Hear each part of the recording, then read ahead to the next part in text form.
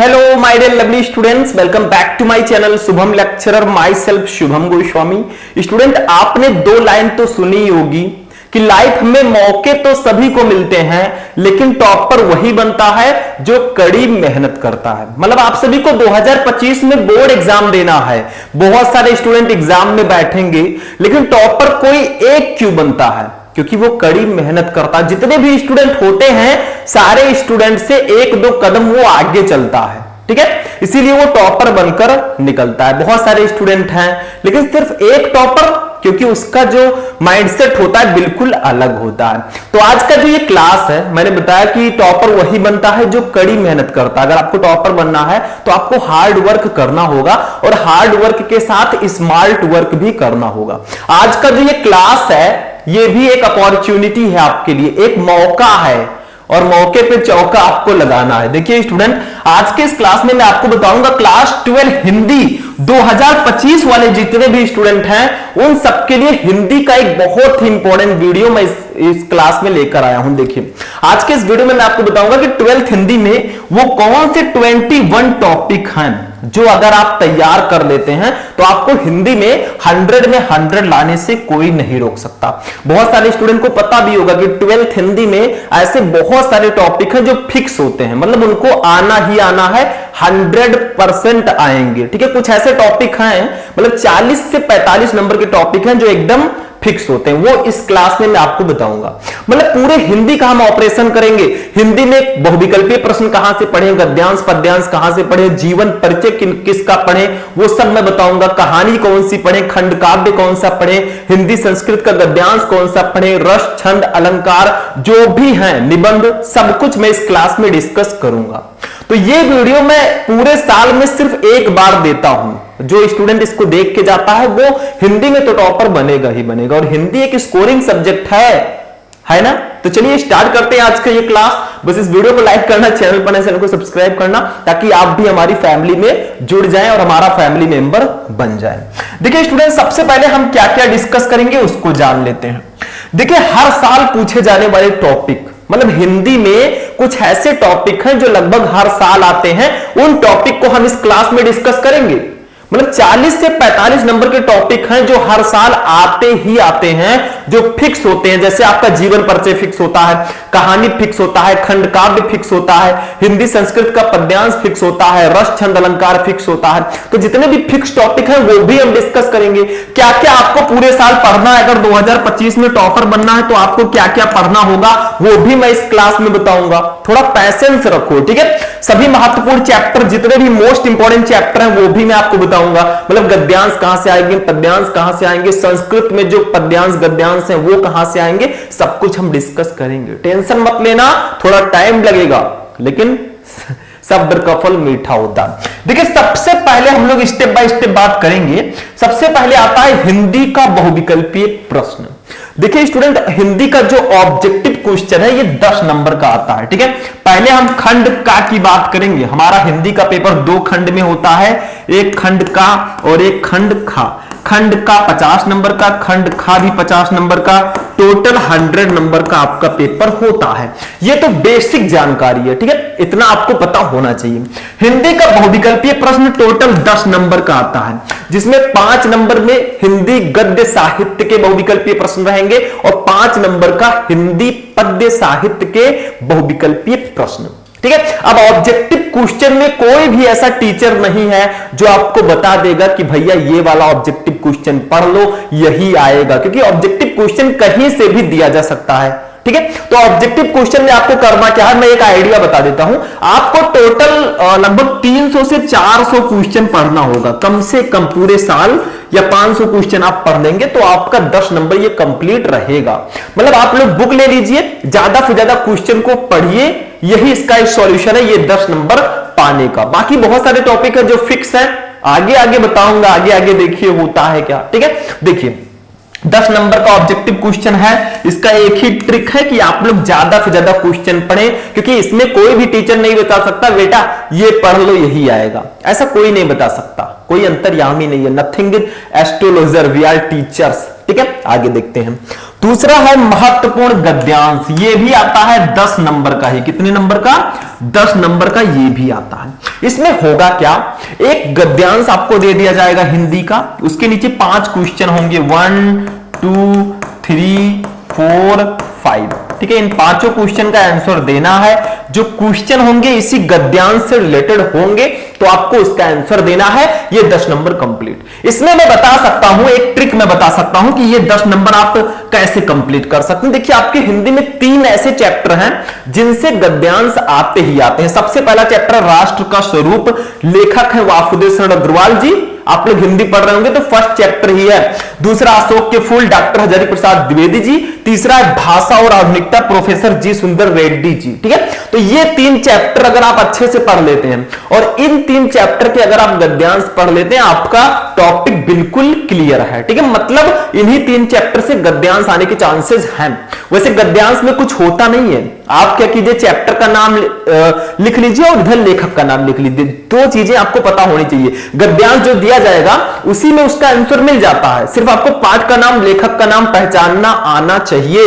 कुछ है नहीं इसमें। अगर आप लोग कहेंगे, कमेंट करेंगे, तो मैं आपके लिए गद्यांश पर भी वीडियो प्रोवाइड करा दूंगा कि गद्यांश क्या होता है, इसको कैसे सॉल्व करते हैं, मैं आपको डीपली बता दूंगा। टेंशन बिल्कुल नहीं, जब तक है हम नो टेंशन, ठीक है। समझ में आया? तो गद्यांश इन 3 चैप्टर से ज्यादा प्रोबेबिलिटी है बोर्ड एग्जाम में आने की। हो सकता है अदर चैप्टर से भी आ जाए, तो आपको पाठ का नाम, लेखक का नाम लिखकर रखना है। ये एक आइडिया मैं बता रहा हूं कि हां, इससे आ सकता है, कैन बी, हो सकता है, ठीक है। तीसरा टॉपिक देखिए क्या है। ऐसे जैसे महत्वपूर्ण गद्यांश है, ऐसे ही महत्वपूर्ण पद्यांश भी है। यह भी 10 नंबर का आता है। इसमें क्या होगा, वही सेम प्रोसेस, एक पद्यांश दे दिया जाएगा, उसके नीचे 5 क्वेश्चन दे दिए जाएंगे, उसका आंसर लिखो, 10 नंबर ले जाओ। देखिए, पद्यांश में कई चैप्टर हैं, जो इंपॉर्टेंट चैप्टर हैं उनको मैंने यहां पर लिख रखा है। इनको बिल्कुल से घोल के पी लेना है, आपको बिल्कुल से इनको पढ़ लेना है। देखो, सबसे पहला चैप्टर पवन दूती का, अयोध्या सिंह उपाध्याय हरियोत जी का, फिर कैकेयी का अनुताप, ठीक है, ये काफी इंपॉर्टेंट चैप्टर, शायद मैथिली शरण गुप्त जी का, श्रद्धा मनु, ठीक है, जयशंकर प्रसाद जी का, गीत महादेवी वर्मा, नौका विहार सुमित्रा नंदन पंत, ठीक है। तो ये चैप्टर जो है इनको तो बिल्कुल से पढ़ लेना, मतलब इनको बिल्कुल मिस मत करना। बाकी जो चैप्टर बच रहे हैं पढ़ लेते हैं, अच्छी बात है।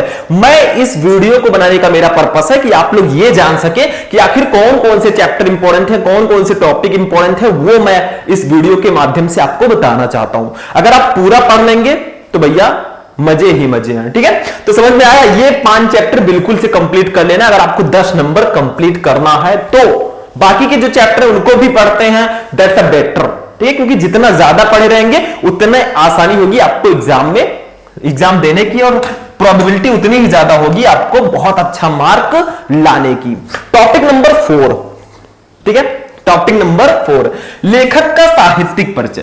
देखिए स्टूडेंट, लेखक का साहित्यिक परिचय 5 नंबर का आता है। ऐसे ही कवि का साहित्यिक परिचय रहेगा, मैं अभी डिस्कस करूंगा, टेंशन नॉट, ठीक है। सबसे पहले लेखक के साहित्यिक परिचय में 3 ऐसे साहित्यिक परिचय हैं जो आपको पढ़ लेना है। तो बहुत सारे स्टूडेंट कहेंगे सर जीवन परिचय क्या होता है?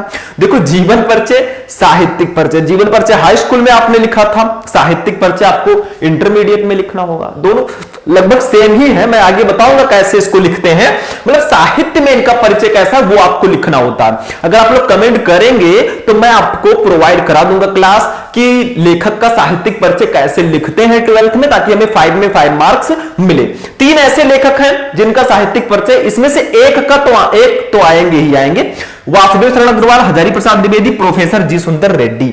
इन 3 में से एक ना एक लेखक का साहित्यिक परिचय जरूर आएगा। हो सकता है इसमें से 2 आ जाए या तीनों आ जाए, क्योंकि 3 ऑप्शन आपके बोर्ड में होता है, आपके पेपर में होता है, 3 में से एक ही आपको करना होता। तो हो सकता है कि तीनों आ जाए, हो सकता है 2 आए, हो सकता है एक ही आए, ठीक है। तो आपको पढ़ना सारे का सारा है, लेकिन ये 3 बिल्कुल से पढ़ना है, ठीक है, नो प्रॉब्लम।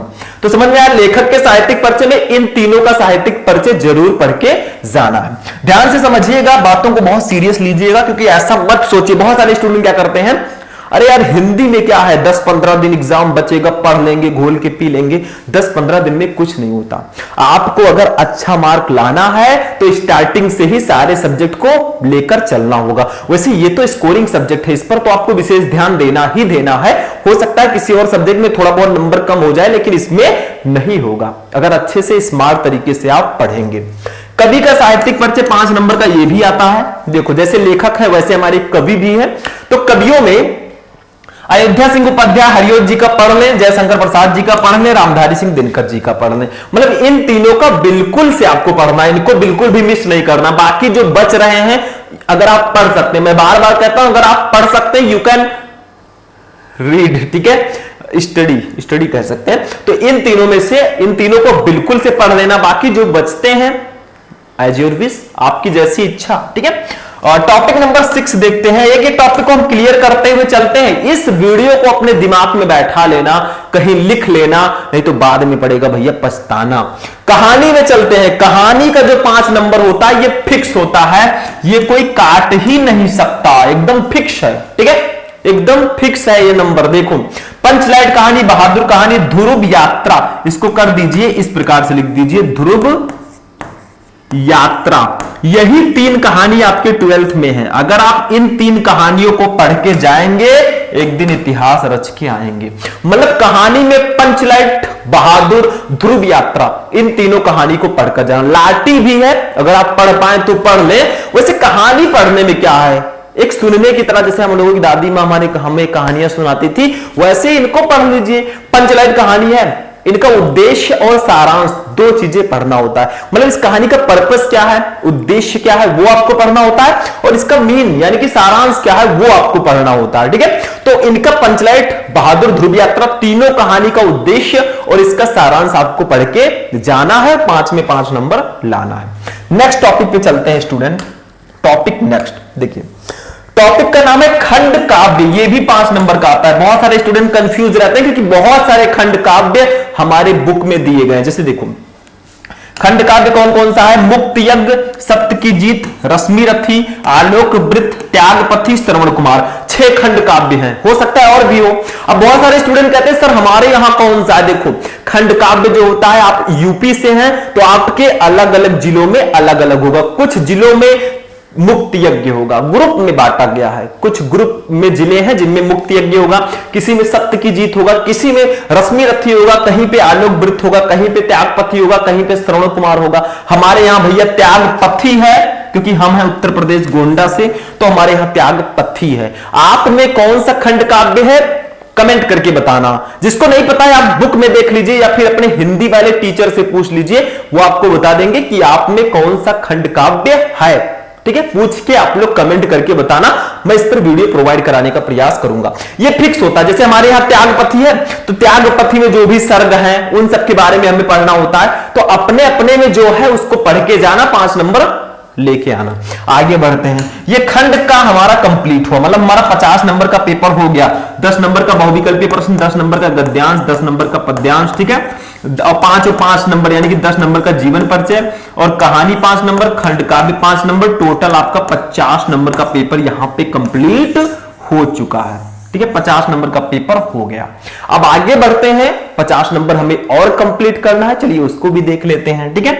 नेक्स्ट अब देखिए स्टूडेंट, आगे जो हमारा खंड खा आता है, खंड खा में जो सबसे पहला टॉपिक है वो है संस्कृत गद्यांश। 7 नंबर का आता है, मतलब संस्कृत का गद्यांश। इसमें होगा क्या, संस्कृत का गद्यांश आपको 2 दिया जाएगा, 2 में से 1 करना होगा, ठीक है, 2 में से 1 ही करना है। तो आपको क्या होगा, उसमें आपको संदर्भ के साथ सिर्फ हिंदी अनुवाद करना होगा। देखिए 3 चैप्टर बहुत ज्यादा इंपॉर्टेंट है इसके लिए, संस्कृत भाषा महात्म, महामना मालवीय, पंचशील सिद्धांता। इन तीनों चैप्टर का गद्यांश आपको बिल्कुल से पढ़ लेना, मतलब इनका मीनिंग आपको पढ़ लेना अच्छे से, ठीक है, हिंदी मीनिंग। तो आपका 7 नंबर कंप्लीट रहेगा, ठीक है, समझ में आया। तो इनको आपको बिल्कुल से पढ़ के जाना है। संस्कृत गद्यांश में कुछ नहीं होता। देखिए मैंने आपको, अगर आप पेपर जानना चाहते हैं कैसा आएगा तो आप लोग YouTube पे जाके सर्च कीजिए class 12 Hindi model paper Shubham lecturer, आपको पेपर मिल जाएगा। जैसा पेपर आपके बोर्ड एग्जाम में आएगा वो पेपर मिल जाएगा, जाकर देख लीजिएगा, ठीक है। जो भी सर्च करना है टॉपिक आप पीछे शुभम लेक्चरर लगाकर सर्च कर सकते हैं। संस्कृत पद्यांश पे चलते हैं, ये भी 7 नंबर का आता है और ये टॉपिक बिल्कुल फिक्स होता है। मतलब संस्कृत पद्यांश जो है ये सुभाषित रत्नानी चैप्टर से आता है, ये फिक्स है। एक ही चैप्टर है सुभाषित रत्नानी, इसी चैप्टर में सारे के सारे श्लोक हैं, सारे के सारे पद्यांश हैं। इस चैप्टर को जो पढ़ लेगा 7 नंबर उसका कंप्लीट है। मतलब इस चैप्टर से एक ना एक पद्यांश जरूर आता है। एक दो चैप्टर और हैं जिसमें एक एक पद्यांश है, जैसे जातक कथा, ठीक है, तो इनमें भी एक एक पद्यांश से इसको पढ़ लेना, आपका नंबर कंप्लीट रहेगा। ठीक है, चलिए आगे बढ़ते हैं। नेक्स्ट टॉपिक ये देखिए, ये सब हिंदी व्याकरण वाले हैं भैया, हिंदी व्याकरण। देखो मुहावरे एवं लोकोक्तियां, आपठित गद्यांश, शब्द युग्म, शब्द अर्थ, अनेक शब्दों के लिए एक शब्द, ठीक है, और वाक्य संशोधन। ये जो इतने टॉपिक हैं इसमें करना क्या है, ध्यान से समझना। मुहावरे एवं लोकोक्तियां, इसमें भी कुछ फिक्स नहीं है कि ये क्वेश्चन पढ़ लो यही आएगा, ऐसा कोई नहीं बता सकता। ठीक है, तो इसको आप लोग ज्यादा से ज्यादा क्वेश्चन पढ़िए, यही इसका ट्रिक है। मतलब 10 15 20 क्वेश्चन या 100 200 क्वेश्चन आप पढ़ लेंगे, बहुत है। आपठित गद्यांश कैसे सॉल्व करते हैं वो मैंने बता रखा है। मतलब एक गद्यांश रहेगा, उसके नीचे क्वेश्चन रहेगा, उसका आंसर दो, 5 नंबर ले जाओ। शब्द युग्म, शब्द अर्थ, अनेक शब्दों के लिए एक शब्द, इन सबके क्वेश्चंस को पढ़ लो, काम हो जाएगा। 2-2 नंबर का आता है। वाक्य संशोधन, ठीक है, तो इतना। अब आते हैं इस टॉपिक पे, रस, छंद, अलंकार। ये 2-2 नंबर मिलाकर 2 2 4 2 6 इक्वल टू 6 नंबर का टॉपिक है। मतलब रस, छंद, अलंकार, ठीक है, ये टॉपिक फिक्स होता है। रस, छंद, अलंकार में क्या करना है आपको, देखो, रस में हास्य रस, करुण रस, वीर रस, इसको पढ़ लो।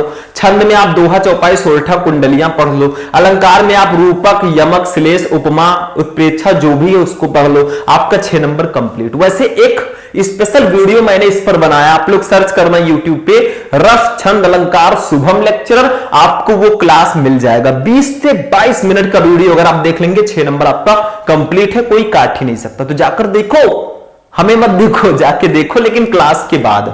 इसके बाद में पत्र लेखन पे आते हैं। देखो पत्र लेखन जो टॉपिक है 6 नंबर का शायद आता है। इस टॉपिक में क्या होता है, मतलब कोई भी पत्र मैं नहीं बताऊंगा कि यही आएगा, लेकिन हां पत्र लिखने का तरीका आप लोग समझिए, कैसे हम पत्र को लिखेंगे। अगर आपको यह पता है, ठीक है, ये अगर आपको पता है तो आपका 6 नंबर कंप्लीट है। मतलब आप मेथड को पकड़िए, ठीक है, कैसे हम लिखते हैं।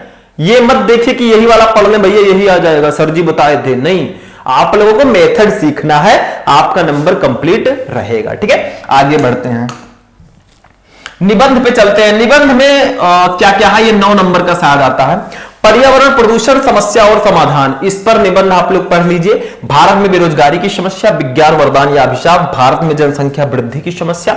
ये 3-4 निबंध थोड़े इंपॉर्टेंट हैं, लेकिन आगे आगे मैं आपको जो भी इंपॉर्टेंट निबंध होगी वो प्रोवाइड कराऊंगा। तो निबंध में ये 5 निबंध सबसे ज्यादा इंपॉर्टेंट है। मतलब 4 निबंध, आगे जो भी निबंध होंगे इंपॉर्टेंट वो मैं आपको बताऊंगा। लेकिन कोई चीज आपको रट के नहीं जाना है, आपको क्या करना है, निबंध में मेन हेडिंग होता है। अगर आपको हेडिंग पता है कौन कौन सा हेडिंग हमें डालना है, तो भैया आपका निबंध का नंबर पक्का है। मतलब सबसे पहला हेडिंग प्रस्तावना होना चाहिए, लास्ट वाला हेडिंग उपसंहार होना चाहिए, बीच में जिस टॉपिक पर आप निबंध लिख रहे हैं उसका हेडिंग होना चाहिए। जैसे आप पर्यावरण प्रदूषण समस्या और समाधान पर निबंध लिख रहे हैं तो सबसे पहला हेडिंग प्रस्तावना, पर्यावरण प्रदूषण होता क्या उसके बारे में आपको प्रस्तावना में लिखना है। उसके बाद में पर्यावरण प्रदूषण क्या है, पर्यावरण प्रदूषण के प्रकार, जैसे जल प्रदूषण, ध्वनि प्रदूषण, वायु प्रदूषण, रेडियोधर्मी प्रदूषण, ये लिखना है। फिर पर्यावरण प्रदूषण से हानियां, ठीक है, ये सब लिखना है। फिर आपको उपसंहार, लास्ट हेडिंग लिखना।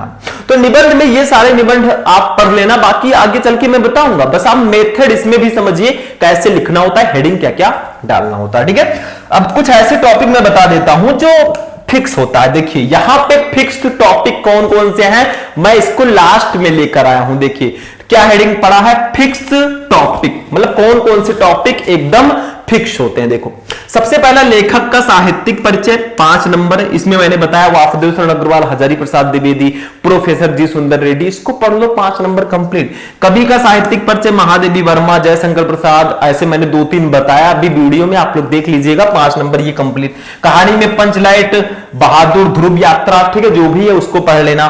खंड काव्य में आपको जो आपके जिले में खंड काव्य है उसको पढ़ लेना। ठीक है, संस्कृत पद्यांश या श्लोक 7 नंबर का आता है। सुभाषित रत्नानी चैप्टर को पढ़ लेना।